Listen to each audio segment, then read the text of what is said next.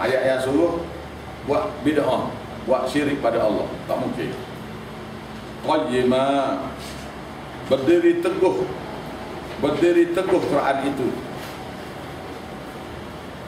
teguh, tetap teguh Quran itu bagi siapa yang belajar, tetap dia untuk dan lurus dia serta memberi kepimpinan, iaitu dalam Quran ni ya qayyima, satu kataan saja, qayyima, iaitu teguh, tetap berdiri.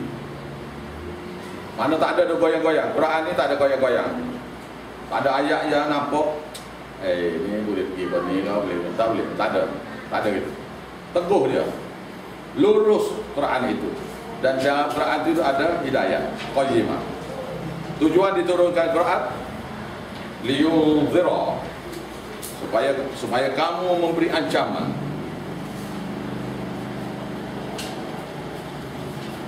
Ada setengah kitab dia tulis itu memberi peringatan.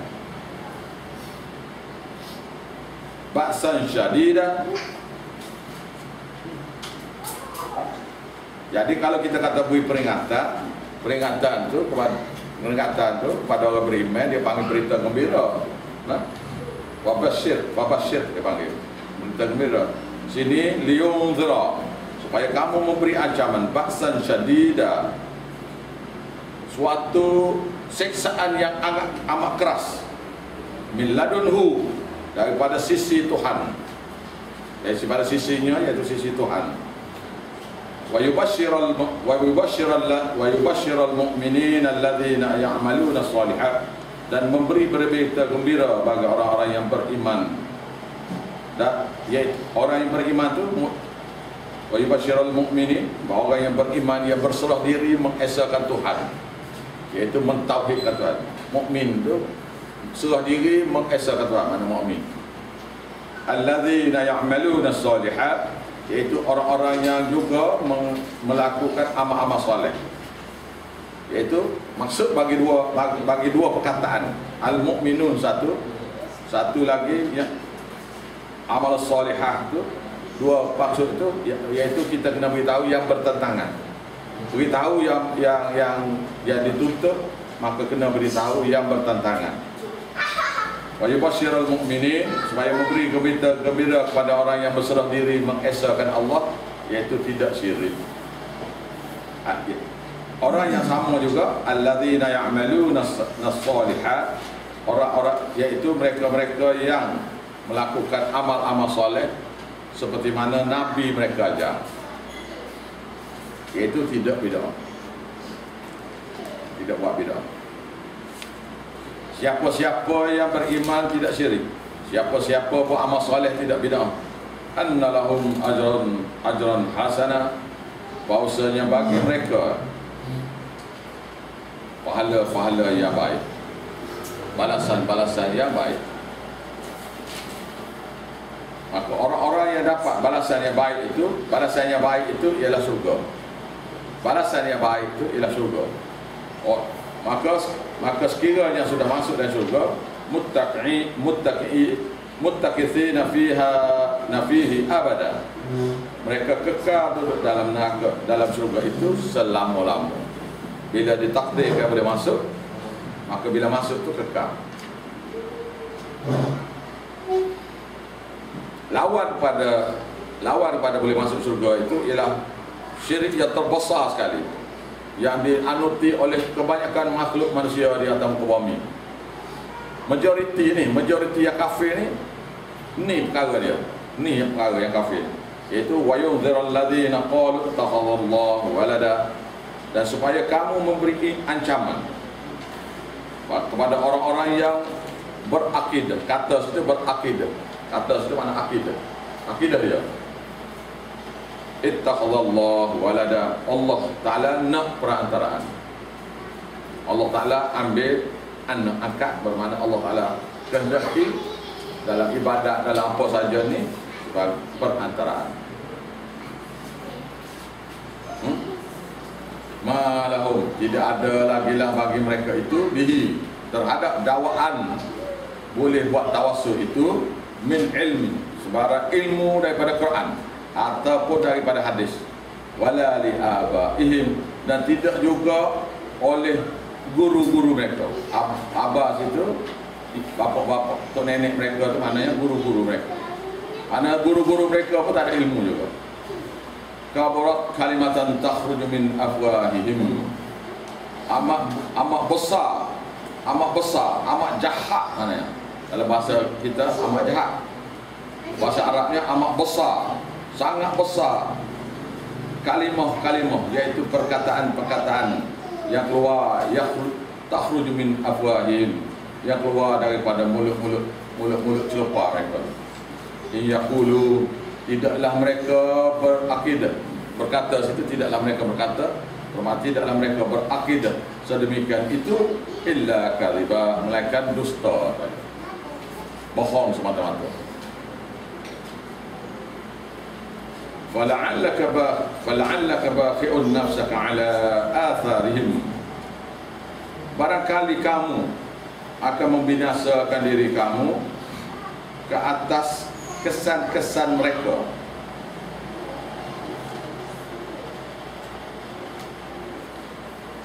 Kesan-kesan mereka buat syirik ni, oleh kerana terlampau banyak kita berasa sampai putus asa, sampai macam seolah-olah macam nak bunuh diri.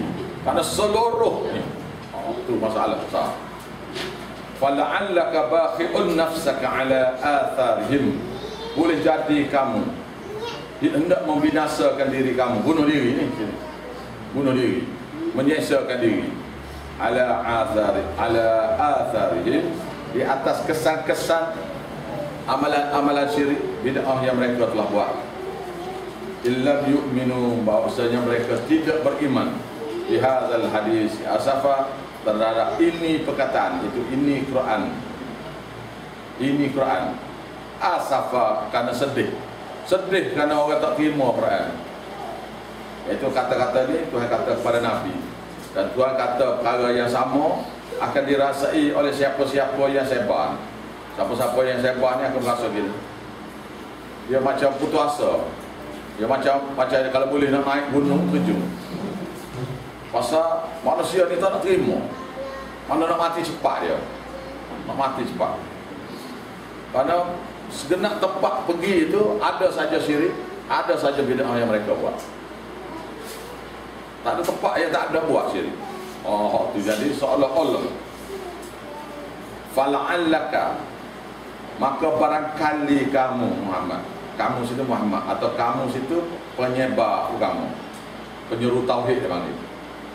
Baqi'un, akan membinasakan nafsaka, jiwa kamu, ala athari, atas kesan-kesan daripada amalan dia, amalan syirik dia ada buat, amalan bid'ah yang mereka buat. Macam tempat kita ni buat syirik ni atas masjid ni. Oh tu paling sedih sekali. Paling saya sedih sekali ialah buat syirik ni atas masjid. Dan kita tak ada kuasa nak cegah.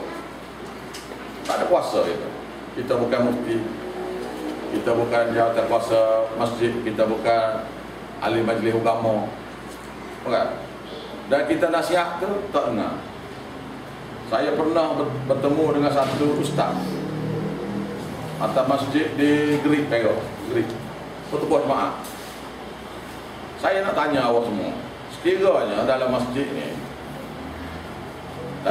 ni ada orang pergi tambak babi seekor di tiang masjid misalnya, saya nak tanya awak ni, adakah awak nak buang babi tu? Mana tak boleh duduk dah. Gitu. Itu benda muka yang berlaku tu mesti kita cegah. Lebih-lebih lagi mukanya berlaku dalam masjid, iaitu syirik yang dibuat ni dalam masjid. Ustaz yang mengajar tu, yang mengajar Jumaat ni, masa tu dalam perjalanan mari sini dia bersyarah tu berapi-rapi dan cerita tentang sunnah, cerita tentang kumpulan 72 puak yang akan masuk neraka, satu puak masuk surga, tentang berjihadnya, berapi-rapi dia punya syarah. Lepas tu semaya Jumaat pula, dia pula imam pula semaya Jumaat. Sudah semaya Jumaat, saya pun, dia imam kan? Saya bertanya, Ustaz imam sini kan? Dia kata tidak. Siapa dia imam? Imam pun lagi. Oh, saya kata saya sebagai satu orang Islam bila tengok benda muka saya kena tegur lah. Betul tak? Dia kata betul. Ya Pak Imam letak selawat syifa di tiang masjid ni. Selawat syifa daripada hadis yang saya belajar, kitab hadis besar semua yang saya belajar ni, selawat syifa ni adalah selawat rakaat. Dan dalam lafaznya ialah bertawassul kepada Nabi supaya menyembuh segala penyakit hati. Ini adalah satu perkara muka. Pak Imam tu terkepil-kepil mata. Dia tak apa di tiang masjid.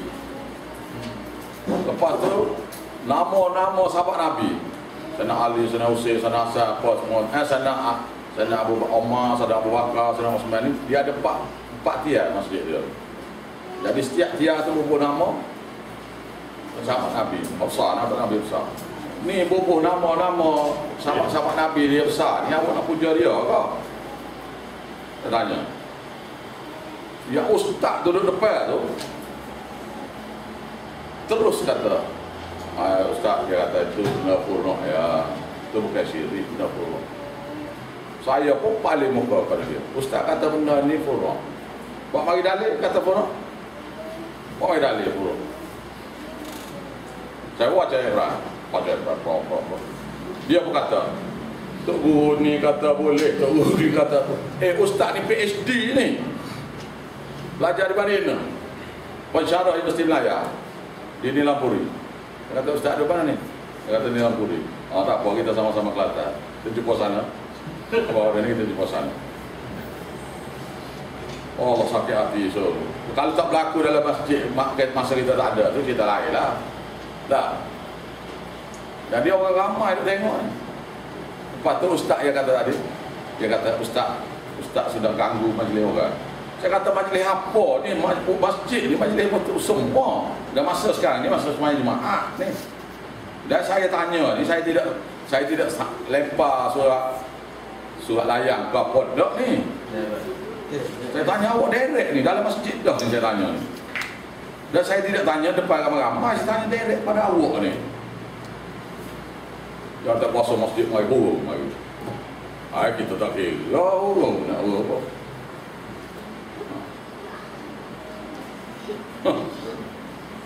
Dia dah kata selawat sifat boleh tu tak apalah dia. Temu dengan kita tak apalah. Kata dah bawa kata. Kan? Saya pun kata, bukankah ini selawat sifat ni bukan daripada hadis Nabi? Dia pun kata, ustaz dia kata betul. Tetapi ustaz dia kata ke saya, kita boleh pakai kalau daripada rekaat ulama. Astaghfirullahalazim.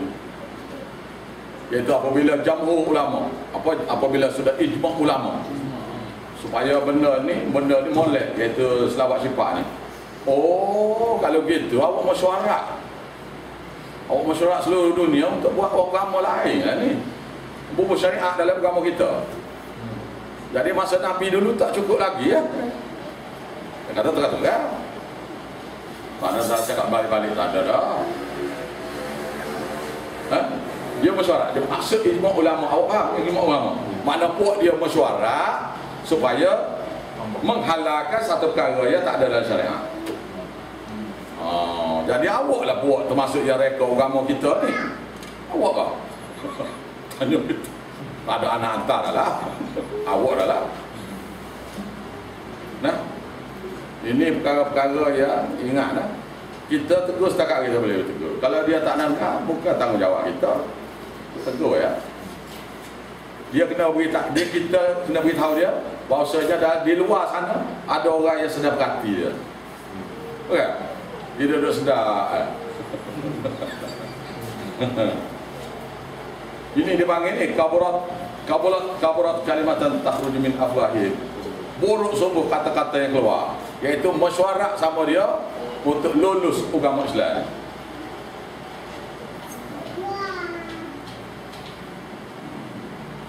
Jadi Asifah tu ujung belakang sekali. Asifah ayat yang ke-6 tu Asifah kan. Itu maknanya terlampau sedih Nabi kerana semua kufur ni. Sedih. Inna ja'alna ma 'ala al-ardi zinatan.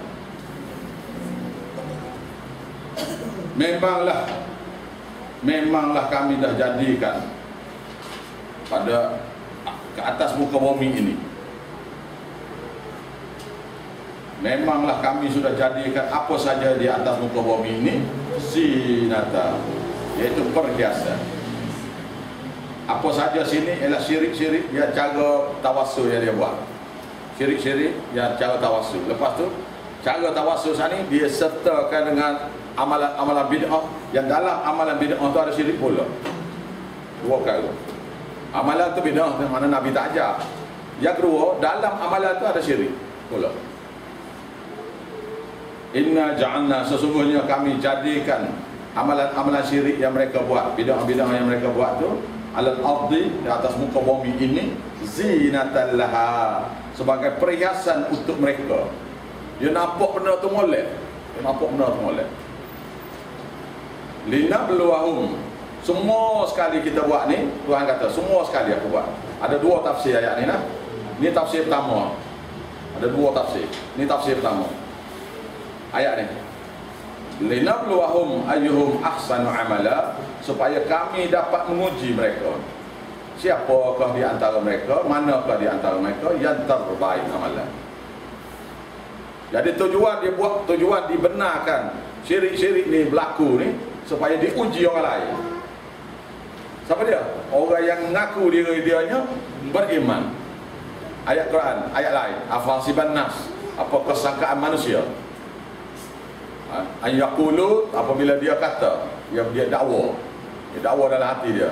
Qalu, dia kata, amanna, kami sudah beriman dah. Wahum la yuftanun, sedangkan mereka tidak pernah diuji lagi. Ini uji, maka disediakan untuk mereka-mereka ni ujian. Jadi dulu Nabi Musa diuji dengan Fir'aun, Nabi Ibrahim dengan Namrud, Nabi Saleh dengan kaum dia, Nabi Syuaib dengan kaum dia, Nabi Lut dengan kaum dia, kita dengan kaum kita. Kita dengan kaum kita. Ayat kedua maknanya, inna ja'alna ma 'alal ardi zinata, sesungguhnya kami jadikan apa saja di atas muka bumi ini sebagai perhiasan yang akan mengheret orang itu daripada maksud sebenar agama. Macam-macam, dia beri kekayaan, harta benda. Selain pada tu dia ada perkara lain. Dia termasuk dalam bab ni, termasuklah dia panggil isteri-isteri. Dia panggil, dia masuk ujiannya ialah isteri-isteri, anak-anak. Lagi harta-harta yang bertimbul-timbul, harta yang bertimbul-timbul. Lagi kebun-kebun. Awak yang tak ada kebun ni tak ada berasa ni. Ya, orang yang ada kebun ni, oh, dia punya takjub pada kebun dia. Oh, kebun saya, kebun dokong saya, kebun durian saya. Orang lain durian biasa, saya durian musaking semua sekali. Lepas tu ada 20 hektar yang musaking saja. Ini durian 101, 10 hektar. Ini durian emas saja 5 hektar.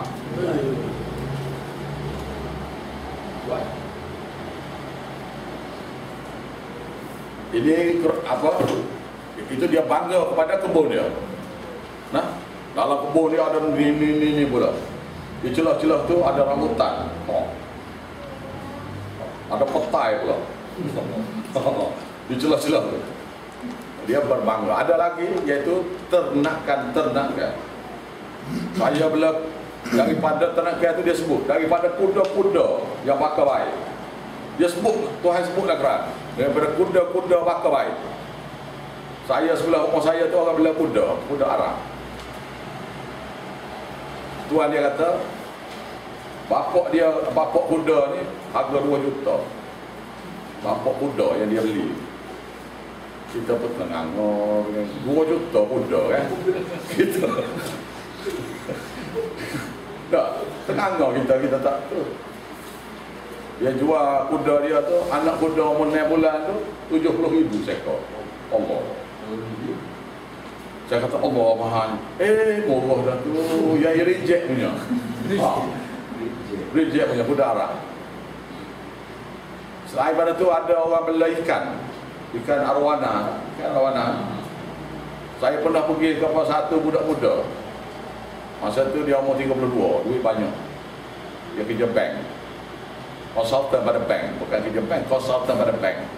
Duit dia, rumah dia Singapura. Dia rakyat Malaysia, rakyat Kota Baru. Rumah Singapura. Bini dia duduk Singapura. Dianya rakyat Kota Baru. Rumahnya bermastatenya di Kuala Lumpur. Bininya duduk Singapura. Saya kata bila jumpa? Tiap hari boleh. Biar. Boleh balik. Tak ada masalah apa. Besok hari pula. Duit banyak. Saya pergi rumah dia, ikan arwana ni, dia punya aquarium 3 tingkat. Aquarium. Dia ikan arwana ni kena beli sekor-sekor. Satu berapa ni? Satu yang ni. Yang ni saya beli 120,000. Jadi yang ni 80. Yang ni 100,000. Ini kena bodek. Yang 100,000 ni kena bodek nak beli. Pasal tu dia tak nak jual. Agak-agak semuanya adalah lebih daripada 2 juta. Dalam rumah banglo. Dan tidak ada tempat kita nak duduk. Rumah banglo tak ada tempat nak duduk. Sebab semua aquarium lah. Termasuk celah-celah bilik. Lorong bilik tu pun habis. 2 juta harga ikan. Lepas tu masa awak pergi kerja, mesti ada orang. Makanan saja satu hari RM50. Benda hidup kan. Cekerik lah apa benda ni, ikannya apa macam ni. Benda hidup tu makanan. Lepas tu ubatan apa semua belanja sebulan, adalah 10,000 belanja sebulan untuk ikan dia saja. Ini dipanggil perhiasan. Selain daripada tu kuda-kuda, permainan-permainan, pakaian-pakaian, rumah-rumah, semua sekali ini zinatul hayatid dunya, perhiasan hidup dunia sementara saja. Nah, baik. Jadi sini apa saja yang ada atau bumi itu sebagai perhiasan, tu maksud perkataannya ialah mengheret orang itu daripada fokus kepada Tuhan dia, fokus pada agama dia, dengan tujuan nak heret, ilah fokus. Maka oleh sebab benda tu untuk mengheret daripada fokus kepada mesej Allah Ta'ala ini, maka Tuhan kata linabluwahum, dengan adanya semua ini, tujuan buat ni supaya kami dapat uji mereka, siapa di antara mereka yang terbaik amalannya. Setelah diuji, maka ayat ni ialah setelah diuji. Tulis atas keadaan setelah diuji. Esok awak nak ngajar orang ni tak ada cerita kan. Buat awak ni kena ngajar belakang ni. Pak tidak wali sifat rumah dak ni. Setiap sore kena ngajar belakang ni. Awak ingat nama bagi dengar saja. Jangan. Ni ayat ni bila kita buka, kita ada catatan dia. Catatannya atas di nombor atas ayat wa inna la ja'ilu tu. Awak tulis itu setelah mereka ni diuji. Wa inna la ja'iluna ma 'alaiha sa'idan juruza. Kemudian kami jadikan apa saja di atasnya sa'idan juruza, satu medannya rata, iaitu kiamat. Kiamat lah. Bila sudah belaka, diuji belaka, jadi bumi ni dihancurkan. Pasal benda ni tak ada guna dah lagi. Tujuan dibuat bumi untuk tempat ujian, medan ujian.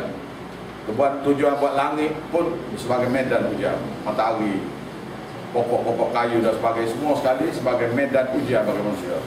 Apabila manusia ini sudah diuji, maka kami akan jadikan semua yang ada di atas bumi itu sahih dan jurza, satu medan yang rata belaka. Kiamat. Kiamat. Mana setelah diuji, dimatikan.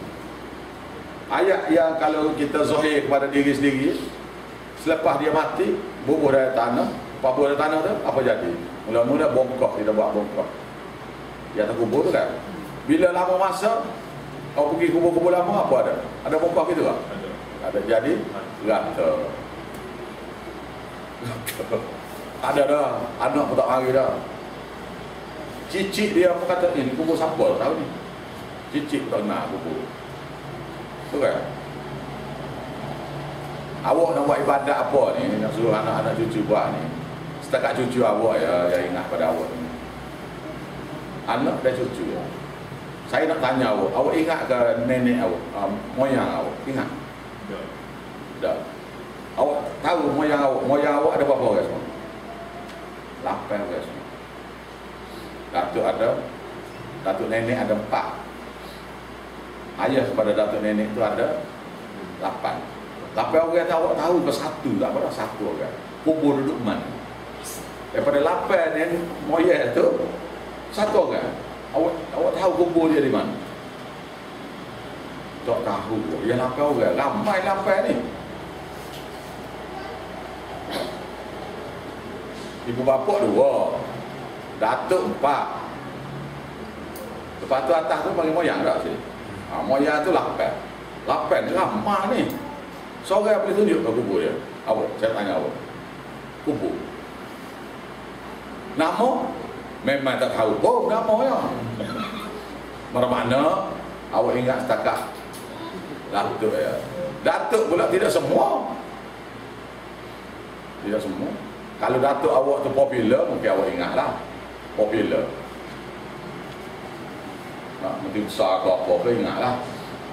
Oh, saya datuk saya. Tak. Nenek tak ingat dah. Selain pada itu siapa lagi? Ataupun awak kenal dia masa dia itu. Itu. Kalau kita beranak tu dia dah mati dah tu. Dah.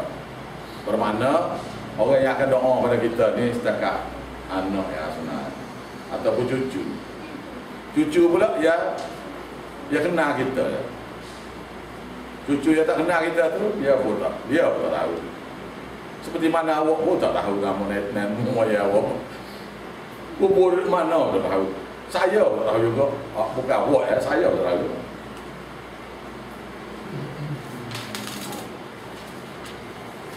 Lepas tu moyang kita saat ni, anak dia tu seorang daripada datuk atau nenek kita. Moyang kita tu ialah mak ibu bapa kepada seorang daripada datuk atau nenek kita. Jadi moyang kita tu, datuk kita tu, moyang kita yang mana satu tak tahu. Moyang tak tahu. Dia tu, mak dia tu tak tahu yang mana satu. Pasal kita tahu moyang aja. Bukan gitu kan? Mana yang sini setakat anak ya, cucu ya. Jadi kubur ni jadi besar-besar sangatlah. Sampai kubur apa? Tai. Kubur pasal tai lah apa semua tu. Tak beda apa dah. Memang tak tanda tuntut utama dah. Awak tak tengok kubur Cina? Saya lalu sana kubur Cina penuh kan? Masalah. Daripada menghancur. Tapi bila tanya ni kubur siapa ni? Tak tahu kubur siapa. Maka Lee Kuan Yew kata kita sodok semua sekali. Ambil itulah bakar. Bukan? Lee Kuan Yew. Tak ada kubur.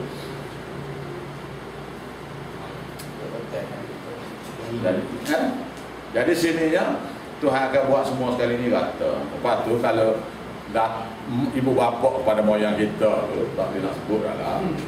Tak sebut ada 16 orang tu. Ada 16 tu.